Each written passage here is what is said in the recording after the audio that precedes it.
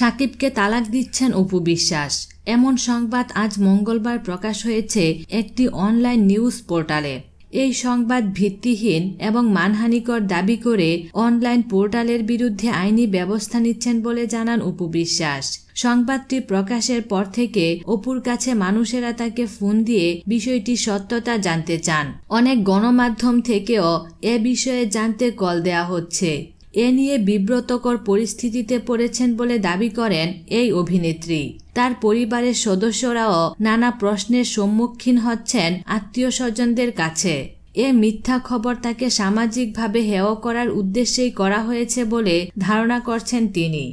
অপু বিশ্বাস সংবাদ মাধ্যমকে বলেন, যারা এ ধরনের বানোয়াট খবর কারো মন্তব্য বা সত্যতা ছাড়া প্রকাশ করতে পারে, গণমাধ্যম কর্মী হিসেবে তাদের পেশাদারিত্বের অভাব রয়েছে।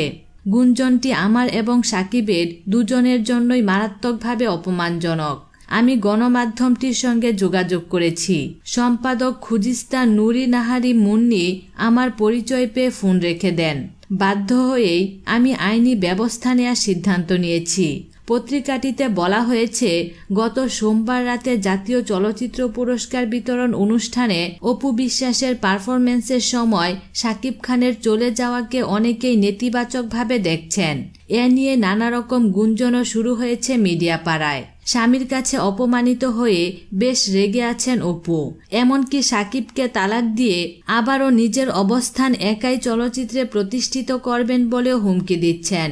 সেখানে অপুর মন্তব্য ছাপা হয়েছে, এভাবে সামাজিকভাবে হেয় হওয়ার কোনো মানে হয় না। যে আমার স্বামী, সে যদি আমাকে সবার সামনে সম্মান দিতে না পারে তাহলে তার সঙ্গে কিভাবে চলা যায়? তবে অনুষ্ঠানের শেষ পর্যন্তই সাকিব উপস্থিত ছিল, কিন্তু আমার প্রতি অবহেলা দেখাতেই সে কিছু সময়ের জন্য বাইরে চলে গিয়েছিল। তবে এই ধরনের কোনো মন্তব্য ওই অনলাইন গণমাধ্যমটিতে দেননি বলে দাবি করেছেন অপু বিশ্বাস। তিনি বলেন, আমার সঙ্গে এ বিষয়ে কেউ যোগাযোগ করেনি, কোনো কথাও হয়নি। সম্পূর্ণ মন করা একটি সংবাদ এটি, যা আমাকে চরমভাবে অপমান করেছে। আমার সংসার নিয়ে নেতিবাচক আলোচনার জন্ম দিয়েছে। বিনোদন জগতের নিত্য নতুন খবরাখবর জানতে আমাদের চ্যানেলটিতে সাবস্ক্রাইব করার জন্য আপনাকে আন্তরিক ধন্যবাদ।